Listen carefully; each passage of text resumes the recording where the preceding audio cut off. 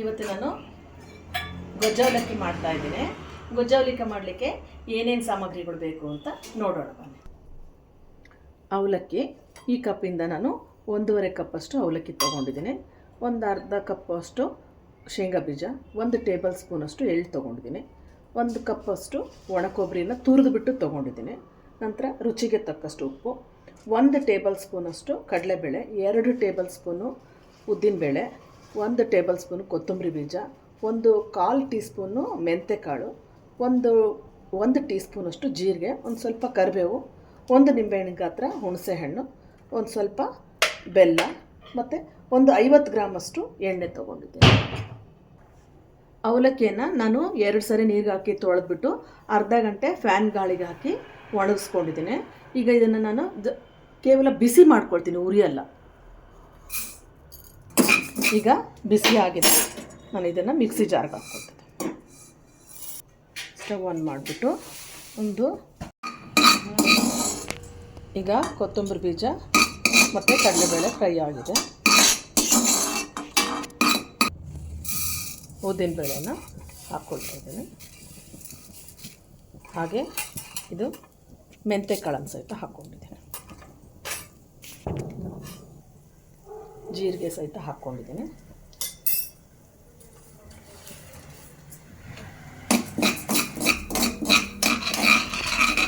ಈಗ ಕರಿಬೇವನ್ನು ಹಾಕ್ಕೊಳ್ತಾ ಇದ್ದೀನಿ. ನಂತರ ಈ ಹುಣಸೆಹಣ್ಣು ಸಹಿತನೂ ಹಾಕ್ಕೊಳ್ತಾ ಇದ್ದೀನಿ. ಈಗ ಎಳ್ಳನ್ನು ಸಹಿತ ಹಾಕ್ಕೊಳ್ತಾ ಇದ್ದೀನಿ. ಈಗ ಎಲ್ಲ ತಿನಿಸು ಫ್ರೈ ಆಗಿದೆ, ಈ ಥರ ಹೊಂಬಣ್ಣ ಬಂದಿದೆ. ಈಗ ಸ್ಟವ್ ಆಫ್ ಮಾಡ್ಕೊಳ್ತಾ ಇದ್ದೀನಿ. ಈಗ ಕೊಬ್ಬರಿಯನ್ನು ಸ್ವಲ್ಪ ಬಿಸಿ ಮಾಡ್ಕೊಳ್ತೀನಿ. ಇದು ಆಯಿಲ್ ಹಾಕಲ್ಲ, ಇದಕ್ಕೆ ಸ್ವಲ್ಪ ಮಾತ್ರನೇ ಬಿಸಿ ಮಾಡ್ಕೊಳ್ತೀನಿ. ಈ ಕೊಬ್ಬರಿ ಬಿಸಿ ಆಗಿದೆ, ಜಾಸ್ತಿ ಕೆಂಪಾಗೋದೇನು ಅವಶ್ಯಕತೆ ಇಲ್ಲ, ಇಷ್ಟು ಸಾಕು. ಅವಲಕ್ಕಿಯನ್ನು ಈ ಥರ ಪುಡಿ ಮಾಡಿಟ್ಕೊಂಡಿದ್ದೀನಿ. ನಂತರ ಮಿಕ್ಸಿ ಜಾರ್ಗೆ ಮಸಾಲೆ ಹುರಿದಿರೋವಂಥದ್ದನ್ನು, ಈ ಮಸಾಲೆ ಹುರಿದಿರ್ತಕ್ಕಂಥ ಎಲ್ಲ ತಿನಿಸನ್ನು ಹಾಕಿ ಪುಡಿ ಮಾಡ್ಕೊಳ್ತಾ ಇದ್ದೀನಿ. ಅದ್ರ ಜೊತೆಗೆ ಬೆಲ್ಲ ಹಾಕ್ಕೊಂಡಿದ್ದೀನಿ. ಈಗ ಒಂದು 6 ಒಣಮೆಣಸಿನ್ಕಾಯಿ ಹಾಕಿ ನಾನು ಒಂದು 1/4 ಟೀ ಸ್ಪೂನಷ್ಟು ಎಣ್ಣೆ ಹಾಕಿ ಹುರ್ಕೊಳ್ತಾ ಇದ್ದೀನಿ ಖಾರಕ್ಕೋಸ್ಕರ.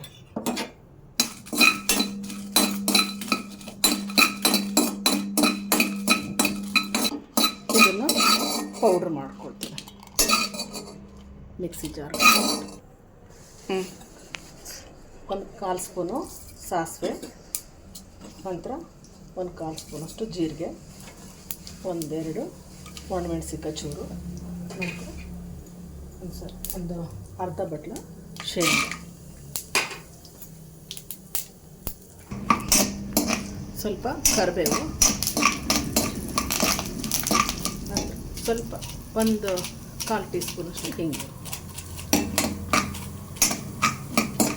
1/4 ಟೀ ಸ್ಪೂನಷ್ಟು ಒಗ್ಗರಣೆ ರೆಡಿ ಆಗಿದೆ. ಈಗ ನಾನು 1/4 ಟೀ ಸ್ಪೂನಷ್ಟು ಅರಿಶಿನ ಹಾಕಿ ಸ್ಟವ್ ಆಫ್ ಮಾಡ್ಕೊಳ್ತಾ ಇದ್ದೀನಿ. ಸ್ಟವ್ ಆಫ್ ಮಾಡಿ ನಾನು ಮಿಕ್ಸಿ ಮಾಡಿ ಇಟ್ಕೊಂಡಿರ್ತಕ್ಕಂಥ ಅವಲಕ್ಕಿ ನುಚ್ಚನ್ನು ಹಾಕ್ಕೊಳ್ತಾ ಇದ್ದೀನಿ. ನಂತರ ಪುಡಿ ಮಾಡಿ ಗ್ರೈಂಡ್ ಮಾಡಿ ಇಟ್ಕೊಂಥ ಮಸಾಲೆ ಮತ್ತು ಖಾರ ಎಲ್ಲ ಹಾಕ್ಕೊಳ್ತಾ ಇದ್ದೀನಿ.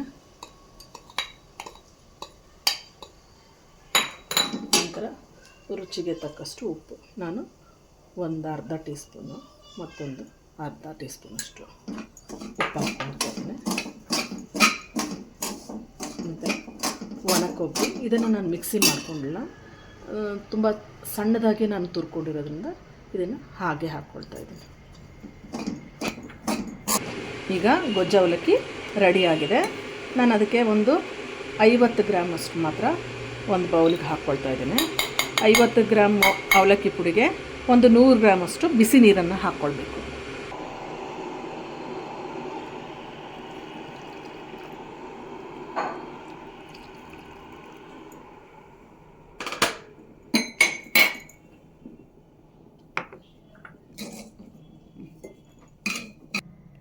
ಈಗ ಗೊಜ್ಜು ಅವಲಕ್ಕಿ ರೆಡಿಯಾಗಿದೆ.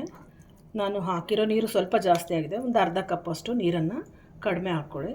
ಈ ಥರ ಒಂದು ಗೊಜ್ಜು ಅವಲಕ್ಕಿ ಮಕ್ಕಳಿಗೆ, ಹಾಸ್ಟೆಲಲ್ಲಿರೋ ಮಕ್ಕಳಿಗೆ ಈ ಥರ ಕಂಟೈನರ್ಗಳಲ್ಲಿ ಮಾಡಿ ಕೊಟ್ಟು ಕಳಿಸಿದ್ರೆ ಅವರು ಸ್ನಾನಕ್ಕೆ ಹೋಗುವಾಗ ನೀರು ಹಾಕಿಟ್ಟು ಹೋದರೆ ಸ್ನಾನದಿಂದ ಬಂದ ತಕ್ಷಣ ಬ್ರೇಕ್ಫಾಸ್ಟು ರೆಡಿಯಾಗಿರ್ತದೆ, ಮನೇಲೇ ಮಾಡಿರ್ತಕ್ಕಂಥ ಒಂದು ಫುಡ್ಡು. ಸೊ ಹೆಲ್ತಿ ಫುಡ್ಡು ಅವಲಕ್ಕಿ. ಇದರಲ್ಲಿ ಕಡಲೆಬೇಳೆ, ಉದ್ದಿನಬೇಳೆ, ಶೇಂಗಾ ಎಲ್ಲ ಹಾಕಿರೋದ್ರಿಂದ ಆರೋಗ್ಯಕ್ಕೂ ಸಹಿತ ಒಳ್ಳೆಯದು. ನೀವು ಮನೇಲಿ ಒಮ್ಮೆ ಈ ಥರ ಮಾಡಿ ಟೇಸ್ಟ್ ಮಾಡಿ ನೋಡಿ, ಲೈಕ್ ಮಾಡಿ, ಶೇರ್ ಮಾಡಿ. Bye bye. Thank you.